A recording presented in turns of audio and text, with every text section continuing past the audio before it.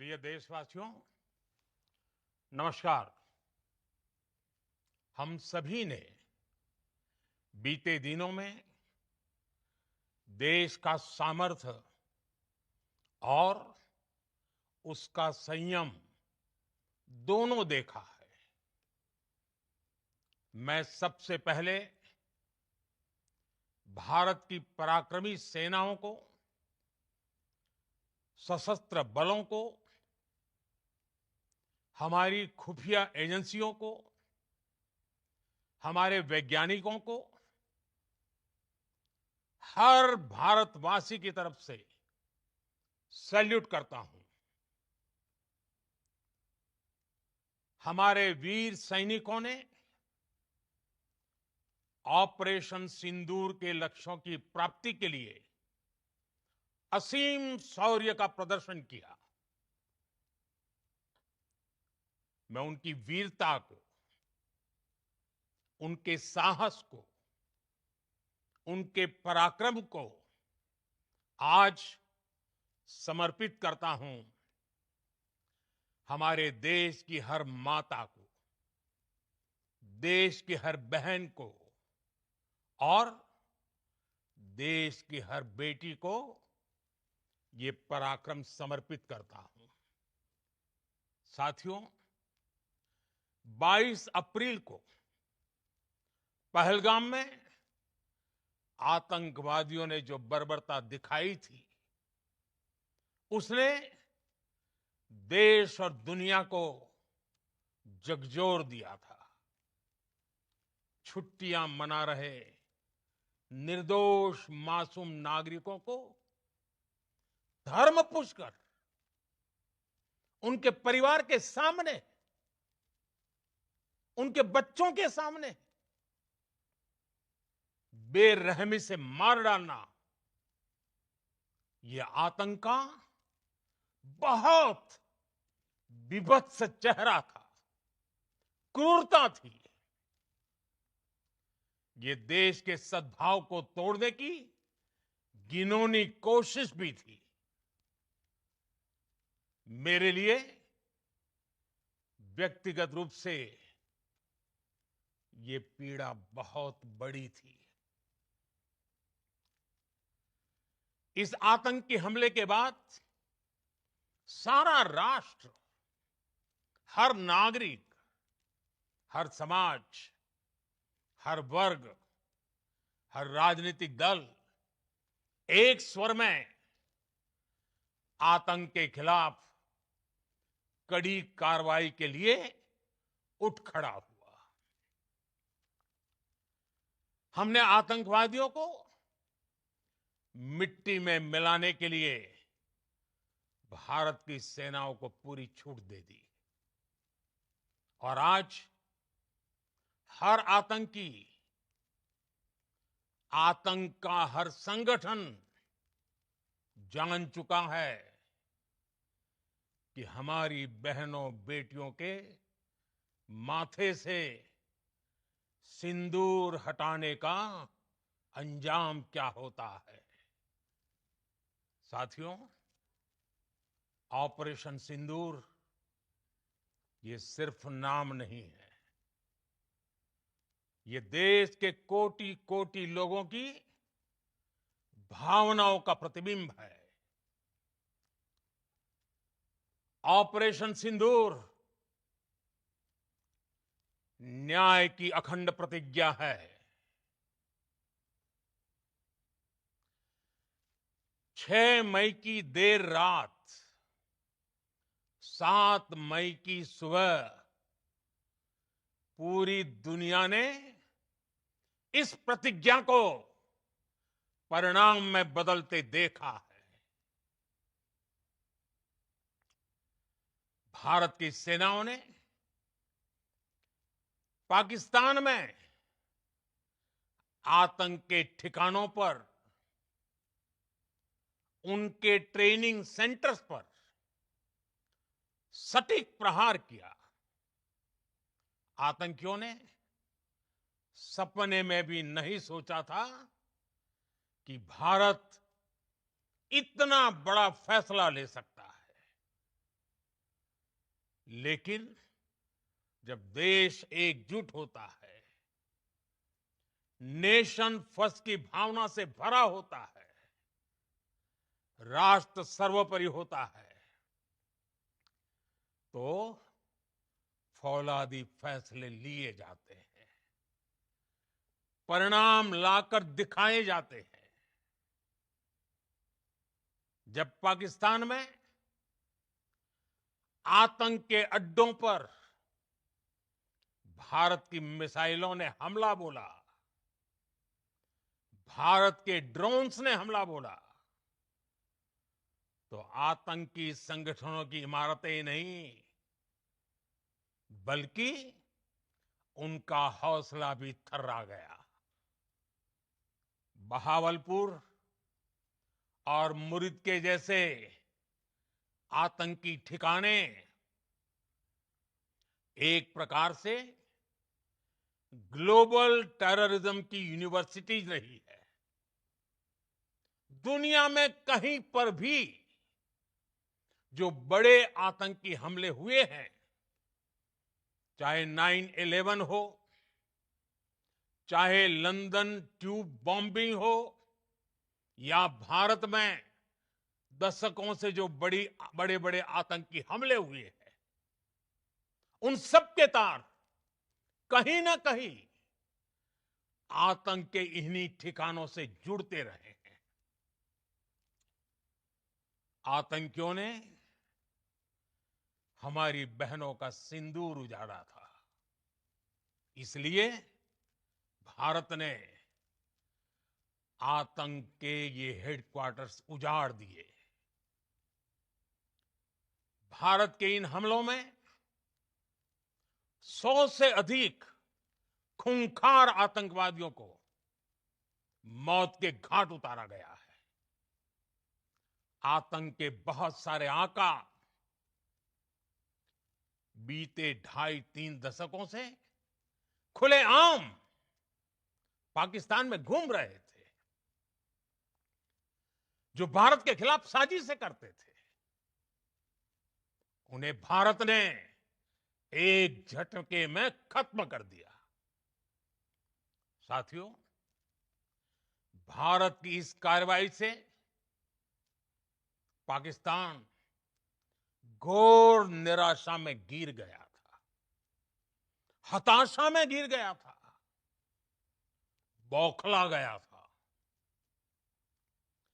और इसी बौखलाहट में उसने एक और दुस्साहस किया।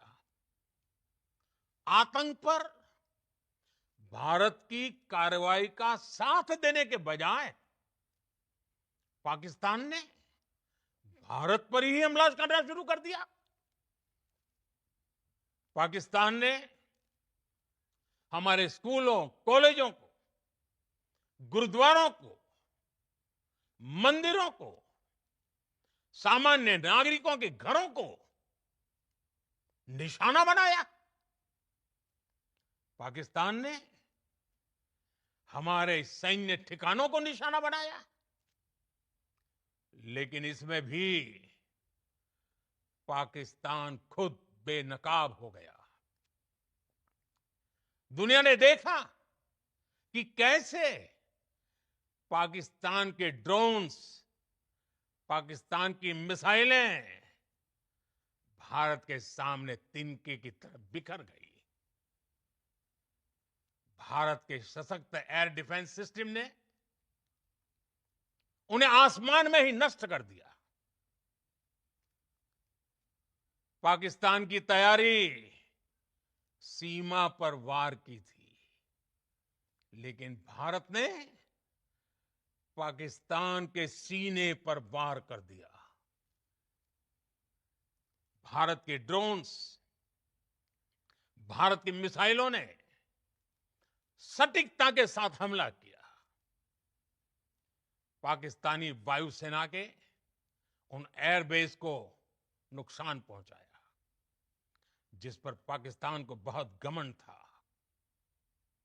भारत ने पहले 3 दिनों में ही पाकिस्तान को इतना तबाह कर दिया, जिसका उसे अंदाजा भी नहीं था। इसलिए भारत की आक्रामक कार्रवाई के बाद पाकिस्तान बचने के रास्ते खोजने लगा। पाकिस्तान दुनिया भर में तनाव कम करने के लिए गुहार लगा रहा था और बुरी तरह पीटने के बाद इसी मजबूरी में 10 मई की दोपहर को पाकिस्तानी सेना ने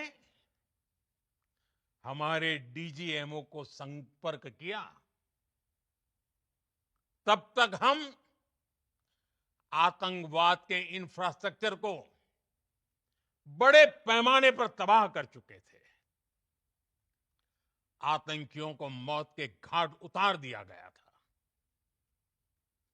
पाकिस्तान के सीने में बसाए गए आतंक के अड्डों को हमने खंडहर बना दिया था।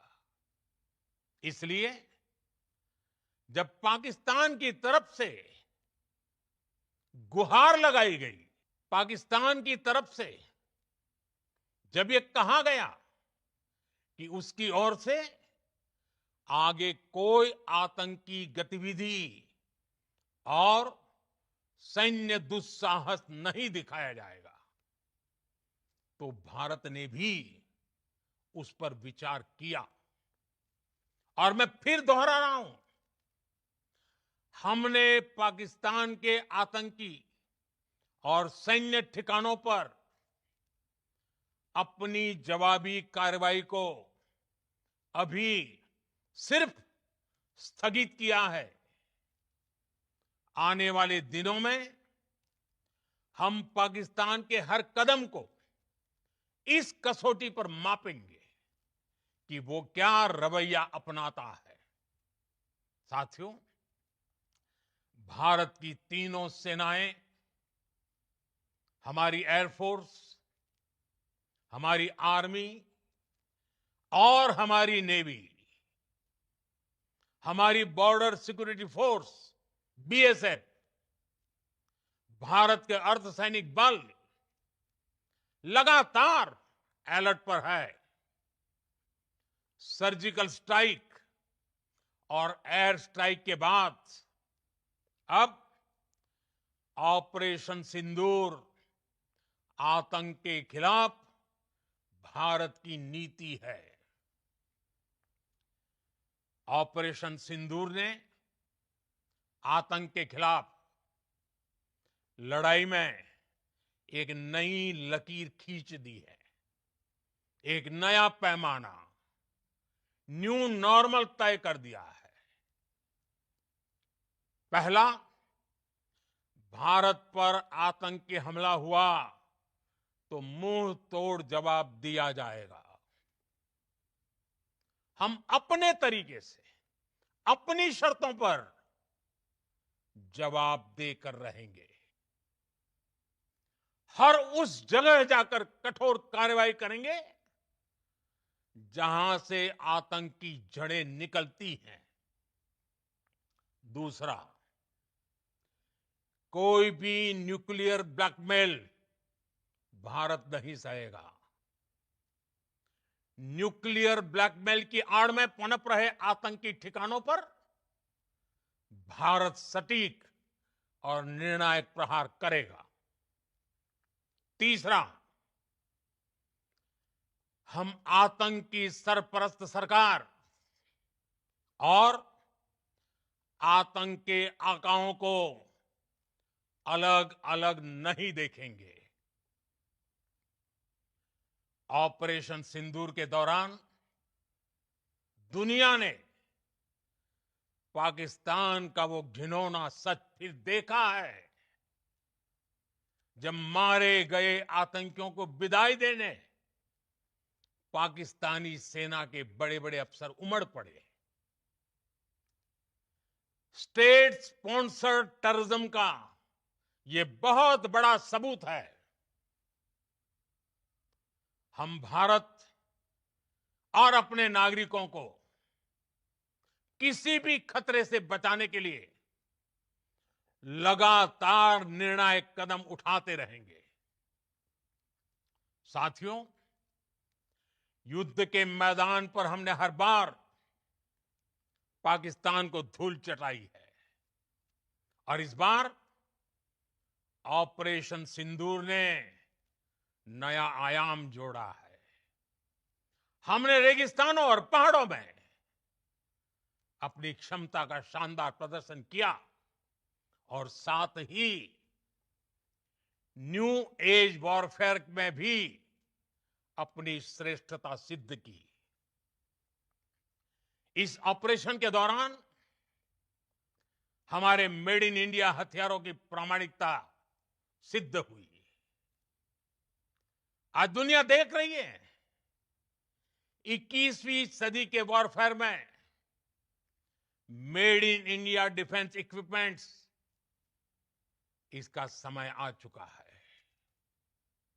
साथियों, हर प्रकार के आतंकवाद के खिलाफ हम सभी का एकजुट रहना हमारी एकता, हमारी सबसे बड़ी शक्ति है।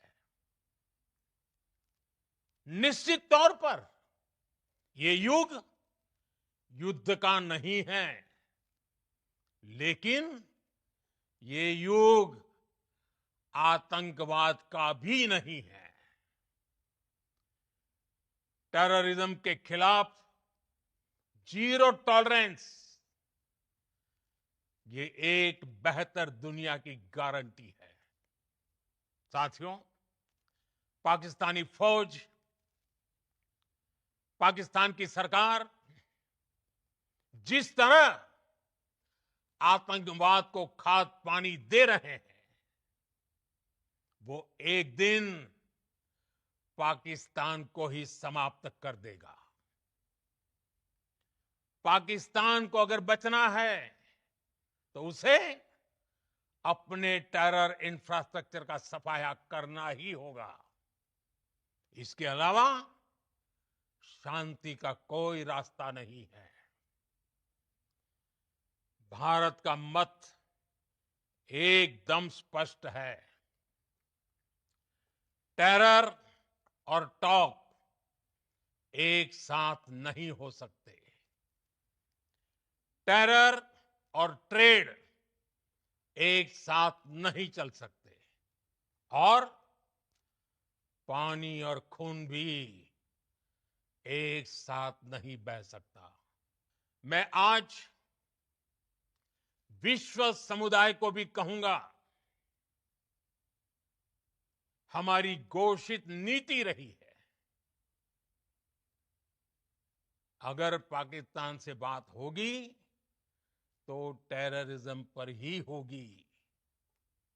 अगर पाकिस्तान से बात होगी तो पाक ऑक्युपाइड कश्मीर, पीओके, उस पर ही होगी।